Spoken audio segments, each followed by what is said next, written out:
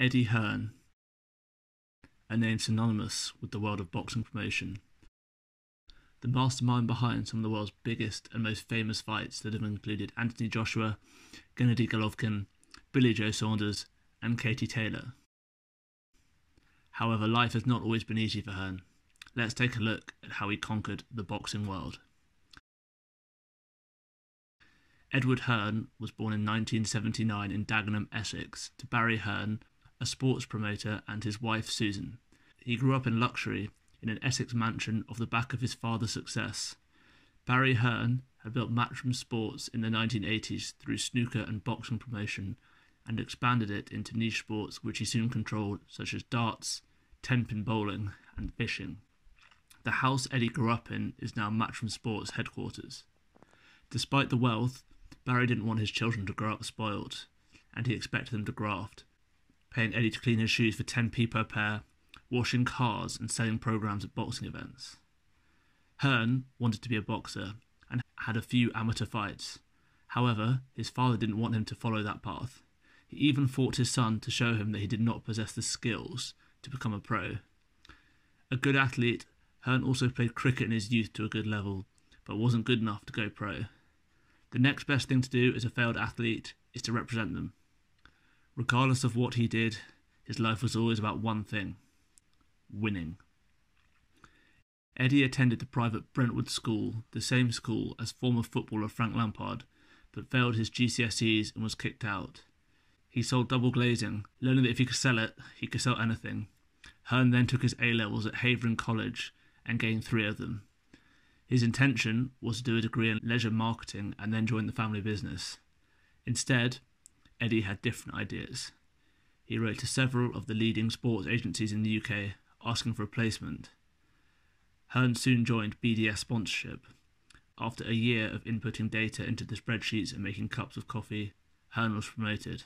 However, a call from a headhunter saw Hearn move to a sports position at LEA, where he worked with a number of golfers who were clients of the company. Spotting an idea, Hearn called his father and suggested Matchroom Golf as a new arm for the business. After the success of promoting golfers on the PGA Tour, Matchroom promoted the inaugural Poker Series Million Final, which had an audience of over 30 million. They soon televised almost every poker event around the world. At the poker tournaments, Hearn got his break, being drawn on the same table as boxer Audley Harrison. Matchroom had withdrawn from boxing promotion, but Harrison asked for a fight. Hearn promoted Harrison, who managed to get a fight for the world heavyweight title.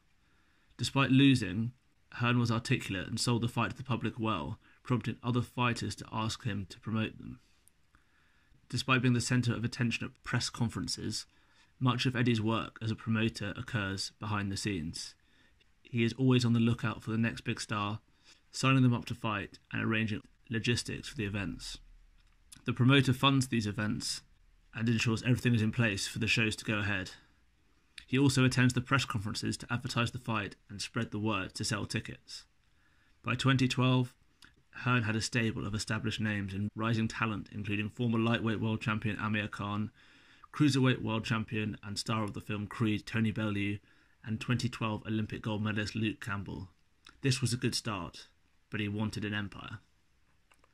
Hearn convinced Sky Sports to give him the whole promotion budget to Matchroom in 2013 after the success of Kell Brook versus Matthew Hatton that Hearn had branded the War of the Roses, which he likened to a war between the Lancastrians and Yorkists in the 15th century. At the age of 33, Hearn had achieved domestic domination, but he wasn't finished yet. In 2014, Matchroom staged the biggest fight in British history between Carl Froch and George Groves. After a close first fight, a rematch was arranged. Hearn planned for the fight to occur at Wembley Stadium and sold 80,000 tickets in one day. Froch won the fight, but another star on the undercard would soon be Hearn's biggest asset, a certain Anthony Joshua.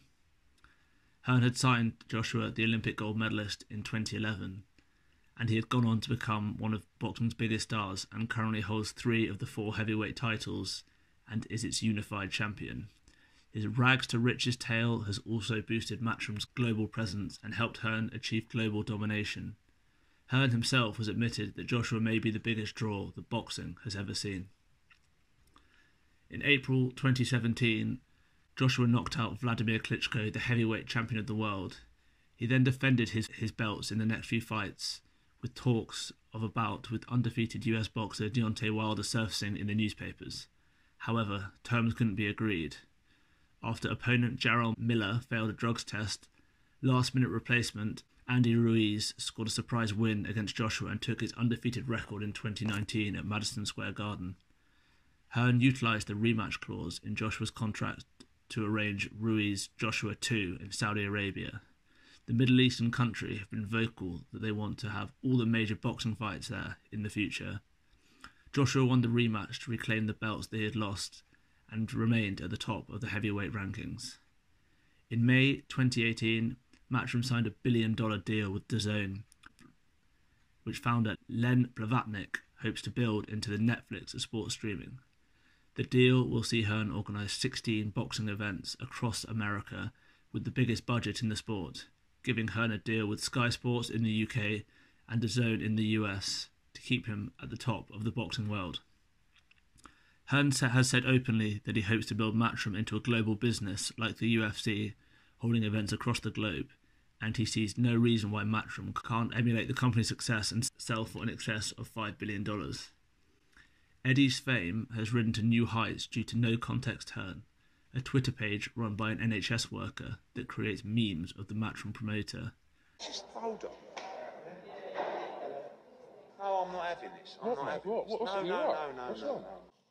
So you're going to go, or, and we're going to go, shoom. So this could possibly be my greatest David Brent moment. This man has got a set of bollocks on him. Oh. Two. Barmy army, two. Barmy army. Don't forget. Hearn is okay with the content, but he himself is not a fan, often calling it embarrassing. The clips have made him even more famous in the mainstream media, and the Twitter page has over 360,000 followers.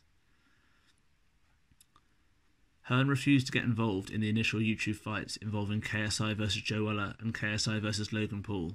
However, after seeing the pay-per-view figures that were higher than most professional boxing events, the sell-out press conferences, and the chance to grow boxing to a new audience, Hearn promoted the rematch between KSI and Paul held at the Staples Center in Los Angeles in 2019.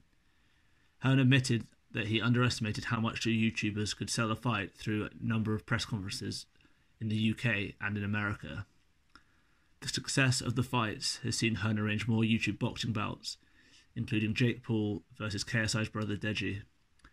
These YouTube boxing fights have other professional boxing bouts on the card to appeal to a range of audiences and educate people more about the world of pro boxing. One of the boxers in Hearn's stable, world champion Billy Joe Saunders, is happy for YouTubers to have the main event on shows, allowing boxing to be shown to a very different and new crowd that will continue the growth of the sport. As the worldwide lockdown took hold, Matchroom had to cancel events around the world, making it impossible to hold live events without a crowd. To solve the problem, the company set up events in the ground of their headquarters in Essex and took over a hotel to ensure all involved were isolating in their respective bubbles. Matchroom lost money holding the events as they relied solely on pay-per-view purchases, but the company's success in the last 10 years meant that it was something that Hearn was willing to do. Now, as Hearn looks to schedule a fight between Anthony Joshua and Tyson Fury to unify the heavyweight titles, there is no doubt that Matchroom will gain a huge windfall as countries around the world bid to hold the prestigious fight. Eddie Hearn has a love of boxing that has driven his career. The promoter has changed the game and is seen as an innovator in the world of boxing. This game is all about content and utilising the characters in the sport, even if this involves working all hours of the day to negotiate deals. Hearn has credited Matchroom's use of social media to resonate with fans around the world, personally replying to messages unlike other promoters who use managers and agents to deal with it. Hearn is still hungry despite the success and still feels jealous when walking around his father's country estate. His one regret in life is that he can't be self-made like his dad was, who built Matchroom from nothing. Eddie Hearn's ascent of the boxing world has even come at the disbelief of his successful father. At the moment, Matchroom remains a private company owned mainly by Eddie and his father. However, he believes he can sell the company for $5 billion or list on the stock market. Time will tell if he manages this, but don't put it past the former double glazing seller from Essex to do it again.